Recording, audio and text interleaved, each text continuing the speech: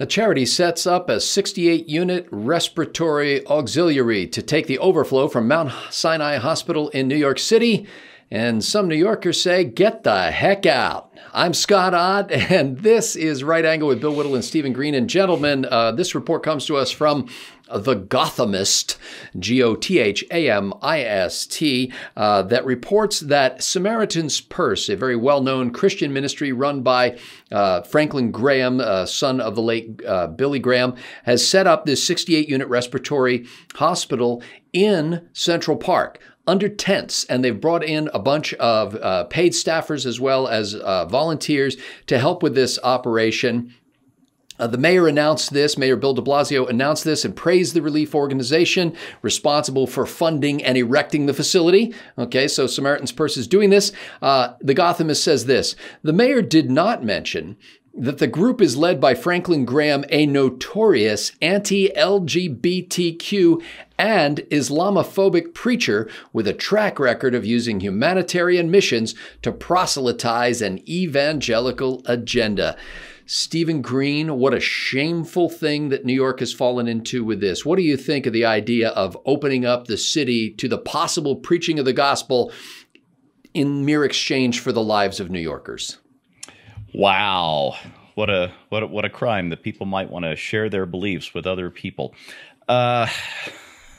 This is what we do 5 times a week on this show, and I don't know how many more times a week with your guys' shows. Where to start with this? One of the beauties of a free society, capitalism, and volunteerism is it doesn't really matter what the guy at the deli counter's faith is or his personal beliefs are, as long as he makes a good sandwich at a price I'm willing to pay. That's really all I'm interested in. I want my good bread and my good meats and my cheese. Might even have some sort of vegetable matter on there just to piss off Bill. And that's my concern, is the quality of the transaction. Yeah, but Steve, what if he wants to tell you that the Yankees are the best baseball team ever? Well, then he's wrong. But you know what? But so what? Maybe this is part of the internet age, or maybe the internet age just magnifies it. I'm really glad you asked that, because one of my favorite little quips about how people get all on the internet is, somebody was wrong about something on the internet, and I have to fix that. We got 320 some odd million of this people in this country, and you know what? We're going to disagree on stuff. In a time of crisis, though, Scott, and this is the important thing, when somebody shows up to help, 68 ventilator beds, is that what you said? That's huge. Let me back up just a second. What's the which one of the Navy's hospital ships just moored in New York a couple of days ago? Is it the Mercy? Okay, the Comfort. Somebody was complaining, well, actually, that ship is not set up to handle people with infectious disease. Well, so what? You can take 1,000 people out of different hospitals who don't have COVID-19. That's what it's for. And stick them on the hospital ship. That's what it's for, yeah. And free up those bed spaces for people who do have COVID-19. The ability, the willingness of people to complain about stuff that they don't know about is just astounding to me, even after all these years of working on the internet. But to get back to my original point, it's this. When somebody shows up to help, to provide free of charge because their faith or their beliefs or whatever compels them to do this good deed, your job is to say thank you for pitching in, and then to sit down, shut up, and let some competent people get some good work done. Now, Bill Whittle, more alarming news out of this situation. Franklin Graham posted something, I believe, on Twitter that says, if you are a Christian doctor, nurse, paramedic, or other medical professional interested in serving COVID-19 patients in our emergency field hospital in New York City, please visit. And then he gives a website link for that. Did you notice that he's not just asking for any old doctors and nurses? And according to the group's website, all volunteers for the organization, including healthcare workers, should read and adhere to a statement of faith, among other things, in addition to, believing that Jesus is the Son of God and came to forgive your sins and set you free from eternal damnation. They also happen to believe, crazily, that marriage is between one genetic male and one genetic female, monogamous for life. These crazy beliefs, of course, have gotten them condemnation. Some New Yorkers, according to the Gothamist, said they were leery of receiving care from a fundamentalist group whose own members believe that their sexual orientation is sinful. Bill, how can somebody who is sick go to people like this, knowing that those people delivering the care might think that they are living a sinful lifestyle? They will go when they're having trouble breathing. I'll come back to that point in a minute.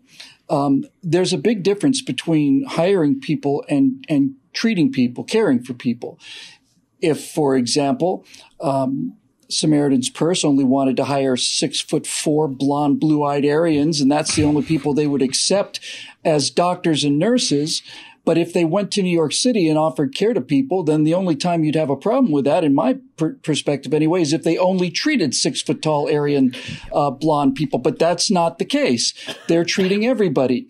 And they're not making any restrictions on how people are treated. And I'm fairly reasonably, positively, 100% sure that they're not basically asking them before they put them into a respirator, I know you're having a hard time with the breathing thing, but let's just talk about Jesus for a few moments. I suspect that in terms of the proselytizing, I suspect the worst of it will be that it will come down that there will be a name of the organization on there, and maybe a picture of Jesus Christ someplace, which to me is exactly like putting USA and a flag on the gigantic sacks of grain that we deliver on a constant basis to people who are starving. We're not saying you have to accept our form of government, but this is where it came from. So given that, Scotty, your example, the example that you mentioned earlier is, well, what if you said, the Yankees is the best team in baseball? To me, I think that's actually a perfect analogy. Steve says he goes into a deli to get a good sandwich. If the guy who runs the deli has a Yankees pennant on the wall, that's not the same thing as him saying, unless you're a Yankees fan, you're not getting anything to eat. That's not the same thing. That's his business. It's his choice to decorate it. He thinks they're the greatest team, but he's not saying you have to think so or else you don't get a sandwich. I mean, how hard is this to figure out? And a lot of it comes down to, of course, and this is, I think, the key point, actually, and we're going to be seeing a lot of this in the coming days and weeks. Those opinions expressed in the Gothamist, is that it's? Yes. Those are cocktail party opinions. So let's just get that on the table right now. Those are cocktail party opinions. These are the opinions that you have when you want to impress your friends at cocktail parties. These are the things that you claim you believe in. These are the things you say are your core beliefs, but they're simply not. I was dating somebody briefly once, and she introduced me to her mother and introduced me and said, the mother said, I heard you're a big supporter of guns and stuff. I said, as a matter of fact, I am. I'm not picking this fight. I'm not trying to prolong the fight. But basically, as this discussion went on, this woman said that she would rather see her daughter die in an alley than have some individual with a gun save her life. And I turned to her and I said, that you don't, that's just not true. I know you believe it now. I'm sure you believe it right now. But if it was happening in front of your eyes, this is a cocktail party opinion. This is an opinion of somebody who's able to make statements like, I'd rather watch my daughter die than have a man with a gun protect her and save her life from a murderer and a rapist. That's a cocktail party opinion. If you watch somebody in the process of raping or murdering your daughter, these cocktail party opinions go away real fast. And I suspect that the editors of The Gothamist would find that their opinions would change quite dramatically if they suddenly found themselves with extreme difficulty breathing, went down to the government-approved hospital run exclusively by completely moralistic atheists who have no stake in anything whatsoever, and then discovered that they were out of ventilators and that there was a ventilator sitting right across the street there.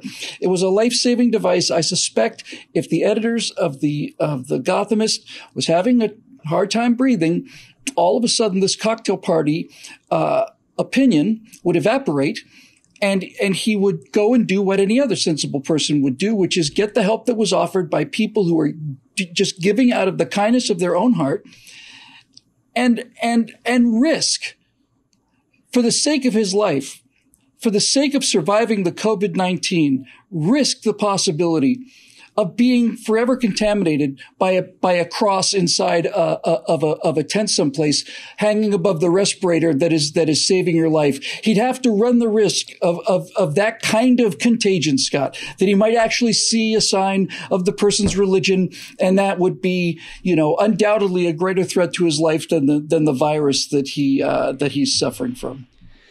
Samaritan's Purse has a long record of rushing into disaster regions, not only with much needed care, but with one of the best organizations on the face of the planet, frankly. I haven't had direct contact with Samaritan's Purse. I have had contact a couple of times with a similar organization run by the Southern Baptist Convention. I think it's called Baptist Disaster Relief or something like that. I saw them when we had a flood in Excelsior Springs, Missouri, back the same year that Stephanie and I got married, actually. And then I saw them in action after the Oklahoma City bombing of the federal building down there. And one of the things that you notice when you see a group like that is that there's an expression in the Bible that says, whatever you do, do it all for the glory of Christ. And this idea that these people serve because they love Jesus, not because they have to, not because Jesus says you're a bad person if you don't go out there and volunteer and heal people, but because they're so in love with Jesus that they just want it to overflow to the blessing of others. Not only did the Baptist Disaster Relief Team have the best organization of anything that I've ever seen, but over the course of time, they only seem to get better. The first day when they showed up in Excelsior Springs after the flood, they were immediately organized. But as time went on, I watched as a Red Cross volunteer look like she was going to lose her mind, while meanwhile, the Baptist men who were organizing this disaster effort seemed to get better and better and more cheerful and more helpful and more motivated to serve as time went on. Why do they do this? Why do they serve as a respiratory unit in Central Park for Samaritan's Purse? Why do the Baptist disaster relief people go to the Murrah building in Oklahoma City, or go to the flood zones, or go to the earthquakes? Because they want to tell people about Jesus. Yes, Gothamist, that's what they want to do. Sometimes that involves words. But I'll tell you what, if they never said anything, you would see Jesus in the way these people behaved. You would see the presence of the living God walking and talking through these people. And if I'm going to put my hands, let's say I'm an atheist, I'm going to put my hands into the care of somebody who is trying to save my life, I would rather put my care into the hands of somebody who doesn't want me to die before I hear an opportunity to come to Christ and be saved. I want that person working on me. They've got more motivation than the average person. And New Yorkers will see that. Samaritan's Purse has heard worse. Christian volunteer organizations around the world have heard much worse and received a lot of blowback. And somehow they come at us over and over again with cheer and joy and happiness and love and grace and mercy, regardless of who you are. For Bill Whittle and Stephen Green, I'm Scott Ott. Thanks to the members at BillWhittle.com for making this possible.